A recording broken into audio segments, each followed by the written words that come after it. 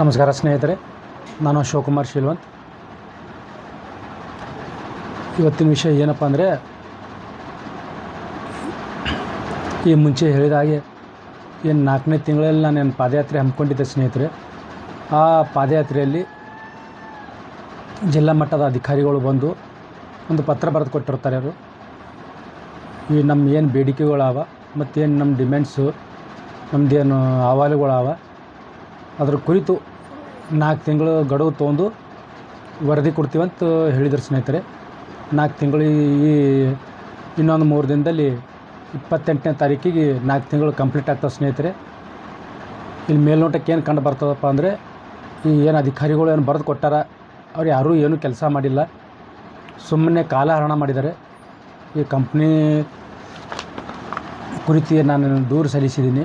ಏನು ಕಂಪ್ಲೇಂಟ್ ಕೊಟ್ಟಿದ್ದೆ ನಾನು 16 ವರ್ಷದಿಂದ. ಯಾವುದೇ ಒಂದು ತನಿಖೆ ಮಾಡಲಿಲ್ಲ, ಯಾವುದೇ ಒಂದು ವರದಿ ಕೊಡಲಿಲ್ಲ. ಹೀಗಾಗಿ ಏನು ಸಹಾಯಕ ಆಯುಕ್ತರು ಏನು ಚಿಂಚೋಳಿ, ಚಿತ್ತಾಪುರ್, ಶಾಬಾದ್ ಮತ್ತು ಸೇಡಂ ತಹಶೀಲ್ದಾರಿಗೆ ಏನು ಪತ್ರ ಬರೆದಿರ್ತಾರೆ ಅವರು ವರದಿ ಕೊಡ್ರಿ ಅಂತ, ಅದು ಬಿಟ್ಟು ಮತ್ತೇನು ಯಾವುದೂ ಕೆಲಸ ಆಗಿಲ್ಲ. ಸಹಾಯಕ ಆಯುಕ್ತರು 2 ತಿಂಗಳ ಮುಂಚೆ ಬರೆದಿದ್ರು ಪತ್ರ, ಆ ನಂತರ ಯಾವುದೂ ಕೆಲಸಗಳು ಆಗಿಲ್ಲ. ಸಾಕಷ್ಟು ಕೆಲಸ ಆಗಬೇಕಾಗಿತ್ತು 4 ತಿಂಗಳಲ್ಲಿ, ಅವ್ರು ಏನೂ ಮಾಡಿಲ್ಲ. ಹೀಗಾಗಿ ಜಿಲ್ಲಾಡಳಿತ ಕಚೇರಿಗೆ 28ನೇ ತಾರೀಕು ಇಲ್ಲಿ ಮಳಿಖೇಡ್ ಗ್ರಾಮದಿಂದ ಪಾದಯಾತ್ರೆ ಮಾಡಿ 31ನೇ ತಾರೀಕು ಜಿಲ್ಲಾಡಳಿತ ಕಚೇರಿಗೆ ಬೀಗ ಜಡ್ದು ಪ್ರತಿಭಟನೆ ಮಾಡ್ತೀನಿ ಸ್ನೇಹಿತರೆ. ಸುಮಾರು ವರ್ಷಗಳಿಂದ 16 ವರ್ಷಗಳಿಂದ ನಾನು ಏನು ದೂರು ಸಲ್ಲಿಸ್ತಾ ಬಂದಿದ್ದೀನಿ. ಯಾವೊಬ್ಬ ಅಧಿಕಾರಿಗಳು 16 ವರ್ಷದಿಂದ ಯಾವೊಬ್ಬ ಅಧಿಕಾರಿಗಳು ಏನೂ ಕೆಲಸ ಮಾಡಿಲ್ಲ, ಸುಮ್ಮನೆ ಕಾಲಹರಣ ಮಾಡಿದ್ದಾರೆ. ಸಹಾಯಕ ಆಯುಕ್ತರು 16 ವರ್ಷದಿಂದ ಸಹಾಯಕ ಆಯುಕ್ತರು ಸೇಡಮಲ್ಲಿ ಸೇಡಂ ತಹಶೀಲ್ದಾರ್ಗಳಾಗಲಿ ಅಥವಾ ತಾಲೂಕ್ ಪಂಚಾಯತ್ ಇಒ ಆಗಲಿ ಸೇಡಮ್, ಮತ್ತು ಚಿಂಚೋಳಿ ತಹಶೀಲ್ದಾರ್ ಆಗಲಿ, ಚಿಂಚೋಳಿ ತಾಲೂಕ್ ಪಂಚಾಯತ್ ಇಒ ಆಗಲಿ, ಚಿತ್ತಾಪುರ ತಹಶೀಲ್ದಾರ್ ಆಗಲಿ, ಜಿಲ್ಲಾಡಳಿತ ಆಗಲಿ, ಮತ್ತು ಕಾರ್ಖಾನೆ ಮತ್ತು ಬಾಯ್ಲರ್ ಇಲಾಖೆ ಆಗಲಿ, ಮತ್ತು ಪೊಲ್ಯೂಷನ್ ಕಂಟ್ರೋಲ್ ಬೋರ್ಡ್ ಆಗಲಿ, ಮತ್ತು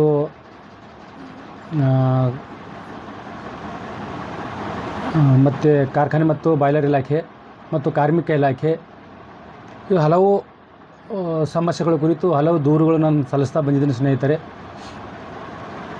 ಇದು KDB ಅಧಿಕಾರಿಗಳಾಗಲಿ, ಇನ್ನೂ ಹಲವು ಇಲಾಖೆಗಳಿವೆ. ಎಲ್ಲ ಸಂಬಂಧಪಟ್ಟ ಅಧಿಕಾರಿಗಳಿಗೆ ಇಲ್ಲಿ ಡಿಸ್ಟಿಕ್ ಮಟ್ಟದಲ್ಲಿ, ತಾಲೂಕು ಮಟ್ಟದಲ್ಲಿ ಮತ್ತು ರಾಜ್ಯ ಮಟ್ಟದಲ್ಲಿ ಹಿರಿಯ ಅಧಿಕಾರಿಗಳಿಗೆ, ಸರ್ಕಾರದ ಮಟ್ಟ ಅಧಿಕಾರಿಗಳಿಗೆ ಮತ್ತು ಸಚಿವರುಗಳಿಗೆ ಎಲ್ಲರಿಗೆ ನಾನು ದೂರು ಸಲ್ಲಿಸ್ತಾ ಬಂದಿದ್ದೀನಿ. 16 ವರ್ಷದಿಂದ ಯಾವೊಬ್ಬ ಸಚಿವರಾಗಲಿ ಅಥವಾ ಯಾವೊಬ್ಬ ಅಧಿಕಾರಿಗಳಾಗಲಿ, ಯಾವೊಬ್ಬ MLA ಆಗಲಿ, ಜಿಲ್ಲಾ ಮಟ್ಟದ, ತಾಲೂಕು ಮಟ್ಟದ ಮತ್ತು ಏನು ರಾಜ್ಯ ಮಟ್ಟದ ಏನು ಅಧಿಕಾರಿಗಳು ಯಾವುದೂ ಕೆಲಸ ಮಾಡಿಲ್ಲ. ಕೇವಲ ಪತ್ರ ಬರೀತಾರೆ, ಸುಮ್ಮ ಕೊಡ್ತಾರೆ, ಕೈ ತೊಳ್ಕೊಂಡು ಸುಮ್ಮ ಕುಂತಾರೆ. ಹೀಗಾಗಿ ಇವ್ರು ಕಣ್ಣು ತೆರೆಸೋ ಸಲುವಾಗಿ ನಾನು 4 ತಿಂಗಳ ಮುಂಚೆ ನಾನು ಪಾದಯಾತ್ರೆ ಹಮ್ಮಿಕೊಂಡಿದ್ದೆ. ಪಾದಯಾತ್ರೆಯಲ್ಲಿ ಅವರು ಬಂದು ಕೆಲವು ಅಧಿಕಾರಿಗಳು ಬಂದು ಪತ್ರ ಬರೆದು ಕೊಟ್ಟಿದ್ದರು, 4 ತಿಂಗಳಲ್ಲಿ ನಾವು ವರದಿ ಸಲ್ಲಿಸ್ತೀವಂತ. ಇನ್ನೂ 2-3 ದಿನದಲ್ಲಿ ಅದು ಕಂಪ್ಲೀಟ್ ಆಗ್ತದೆ. ಹೀಗಾಗಿ ಇನ್ನೋವರೆಗೂ ಯಾವೊಬ್ಬ ಅಧಿಕಾರಿಗಳಾಗಲಿ ಏನು ಕೆಲಸ ಮಾಡಿಲ್ಲ. ಅದಕ್ಕೆ ಸಂಬಂಧಪಟ್ಟಂತೆ ಯಾವುದೂ ದಾಖಲೆಗಳು ನನಗೆ ಕೊಟ್ಟಿಲ್ಲ, ಮಾಹಿತಿ ಕೊಟ್ಟಿಲ್ಲ.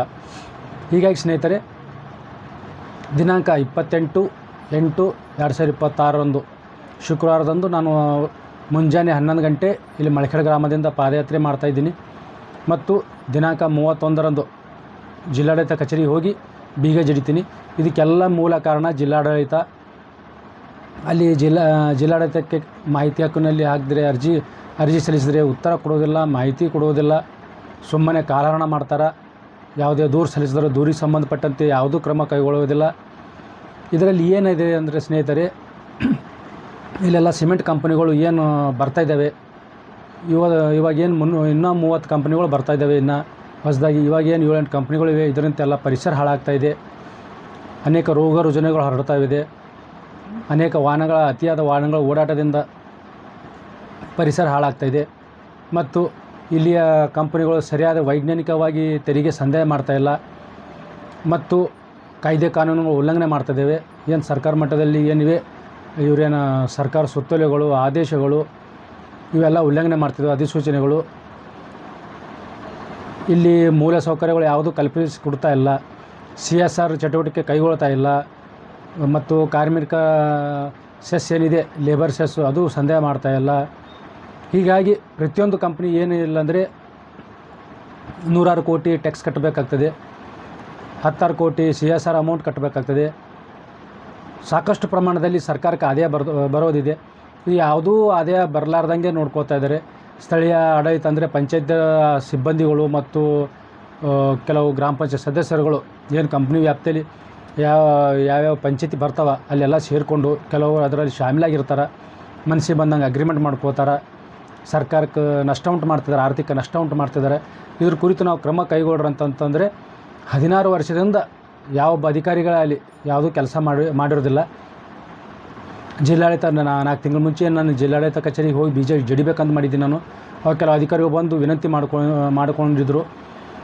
ಹೀಗಾಗಿ ಬಿಸಿಲು ಜಾಸ್ತಿ ಇರೋದ್ರಿಂದ ಮತ್ತು ಅವರಿಗೆ ಕಾಲಾವಕಾಶ ಕೇಳಿರೋದ್ರಿಂದ 4 ತಿಂಗಳು ಟೈಮ್ ಕೊಟ್ಟಿದ್ದೆ. ಆದರೆ ಯಾವುದೂ ಕೆಲಸ ಮಾಡಿಲ್ಲ.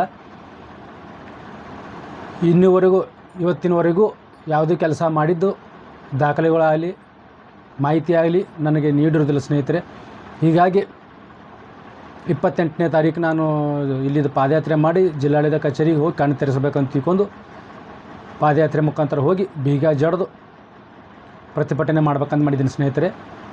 ಹೀಗಾಗಿ ಏನು ಅಧಿಕಾರಿಗಳಾರ ಯಾರೂ ಕೆಲಸ ಮಾಡಿಲ್ಲ. ಅವ್ರು ಕಣ್ಣು ತೆರೆಸಬೇಕಾದ್ರೆ ನಾನು ಪಾದಯಾತ್ರೆ ಮಾಡಲೇಬೇಕು. ಹೀಗಾಗಿ ಇವಾಗ ಏನು ಕಾಯ್ದೆ ಕಾನೂನು ಉಲ್ಲಂಘನೆ ಆಗಿದ್ದಾವೆ, ಇದು ಸಾಕಷ್ಟು ಬಾರಿ ತಮ್ಮ ಗಮನಕ್ಕೆ ತೊಗೊಂಬಂದಿದ್ದೀನಿ. ಮತ್ತು ನಾಳೆ ಸಾಧ್ಯವಾದರೆ ಮತ್ತೆ ನಾಳೆ ಕಾಯ್ದೆ ಕಾನೂನು ಕುರಿತು ಯಾವ್ಯಾವ ಉಲ್ಲಂಘನೆ ಮಾಡಿದ್ದಾರೆ ಅಂತ ತಿಳ್ಕೊಂಡು ಮತ್ತು ನಾನು ಕೂಲಂಕಷವಾಗಿ ಚರ್ಚೆ ಮಾಡ್ತೀನಿ ಸ್ನೇಹಿತರೆ. ಕರ್ನಾಟಕ ಭೂ ಕಂದಾಯ ಕಾಯ್ದೆ 1964 ಮತ್ತು ಕರ್ನಾಟಕ ಭೂ ಸುಧಾರಣಾ ಕಾಯ್ದೆ 1961 ಮತ್ತು ನಗರ ಮತ್ತು ಗ್ರಾಮಾಂತರ ಯೋಜನೆ ಕಾಯ್ದೆ 1961, ಕರ್ನಾಟಕ ಗ್ರಾಮ ಸ್ವರಾಜ್ ಮತ್ತು ಪಂಚಾಯತ್ ರಾಜ್ ಅಧಿನಿಯಮ 1993 ಮತ್ತು ಇನ್ನಿತರ ಕಾಯ್ದೆ ಕಾನೂನು ಉಲ್ಲಂಘನೆ ಮಾಡಿದ್ದಾರೆ ಸ್ನೇಹಿತರೆ. ಇಲ್ಲಿ ಯಾವುದೂ ಲೋಕಲ್ ಅಥಾರಿಟಿ ಅಂತ ಯಾವುದೇ ಪರವಾನಗಿ ಪಡೆದಿರೋದಿಲ್ಲ. ಇವೆಲ್ಲ ಕಂಪ್ನಿಗಳು ಇಲ್ಲೀಗಲ್ ಆಗಿವೆ. ಮಳಿಖೇಡ್ನಲ್ಲಿರುವ ರಾಷ್ಟ್ರೀಯ ಸಿಮೆಂಟ್ ಕಂಪ್ನಿ ಪೂರ್ತಿ ಇಲ್ಲೀಗಲ್ ಆಗಿದೆ. ಬೆನಕನಹಳ್ಳಿ ಮತ್ತು ಕೋಡ್ಲ ಗ್ರಾಮದಲ್ಲಿರುವ ಶ್ರೀ ಸಿಮೆಂಟ್ ಕಂಪ್ನಿ ಇಲ್ಲೀಗಲ್ ಆಗಿದೆ. ಮತ್ತು ವಾಸವತ ಸಿಮೆಂಟ್ ಕಂಪ್ನಿ ಇಲ್ಲೀಗಲ್ ಇದೆ. ಭಾಜಪ ಬರೆದು ಕೊಟ್ಟಿದ್ದಾರೆ ಎಲ್ಲ ಪೂರ್ತಿ ಕಂಪ್ನಿ ಯಾವುದೋ ಪರವಾನಗಿ ತೊಗೊಂಡಿಲ್ಲ ಅಂತ ತಿಳ್ಕೊಂಡು. ಒಂದು ವೇಳೆ ಪರವಾನಗಿ ತೊಗೊಂಡು ಕಟ್ಟಿದ್ರೆ ಅಲ್ಲಿ ಏನಿಲ್ಲ ಅಂದರೂ 100 ಕೋಟಿ ಜಮಾ ಆಗ್ತದೆ ಸ್ನೇಹಿತರೆ. ಮುನ್ಸಿಪಾಲ್ಟಿ ಆಗಲಿ, ಗ್ರಾಮ ಪಂಚಾಯತ್ ಆಗಲಿ, ನಮ್ಮ ಮಳಿಖೇಡ್ ಗ್ರಾಮ ಪಂಚಾಯತ್ ಆಗಲಿ, ಬೆನಕನಹಳ್ಳಿ ಮತ್ತು ಕೋಡ್ಲ ಆಗಲಿ, ಮತ್ತು ಇಲ್ಲಿ ಚಿತ್ತಾಪುರ ತಾಲೂಕಿನ ದಿಗ್ಗಾಂವ್ ಪಂಚಾಯತಿ ಆಗಲಿ, ಮೊಗಲ ಪಂಚಾಯತಿಗೆ ಆಗಲಿ, ಮತ್ತು ಚಟ್ಟಿನಾಡು ಸಿಮೆಂಟ್ ಕಂಪ್ನಿಯಲ್ಲಿ ಮಿರಣ ಪಂಚಾಯತ್ ಆಗಲಿ, ಅಣವಾರ ಪಂಚಾಯತಿ ಮತ್ತು ಛತ್ರಸಾಲ ಏನಿದೆ ಕರ್ಸ್ಕೇಡು, ಅಲ್ಲಿ ಸಾಕಷ್ಟು ಪಂಚಾಯತಿ, ಅಲ್ಲಿ ಎಲ್ಲ ಪಂಚಾಯತಿಗಳಿಗೆ ಮತ್ತು ಚಿತ್ತಾಪುರ ಶ್ರೀ ಸಿಮೆಂಟ್ ಕಂಪ್ನಿ ಅಲ್ಲಿದೆ. ಮತ್ತು ಪರ್ತಾಬಾದ್ ಹತ್ತಿರ ಕಿಂಡಿ ಹತ್ತಿರ ಇರುವ ಅಲ್ಲಿ ಎಲ್ಲ ಸಿಮೆಂಟ್ ಕಂಪ್ನಿಗಳು ಎಲ್ಲ ತೆರಿಗೆ ಸಂದೇಹ ಮಾಡಿರೋದಿಲ್ಲ. ಹೀಗಾಗಿ ಸಾಕಷ್ಟು ಪ್ರಮಾಣದಲ್ಲಿ ತೆರಿಗೆ ವಸೂಲಿ ಮಾಡಬೇಕಾಗಿತ್ತು ಮತ್ತು ಪರವಾನಗಿ ಫೀಸ್ ಸಂದೇಹ ಮಾಡಬೇಕಾಗಿತ್ತು.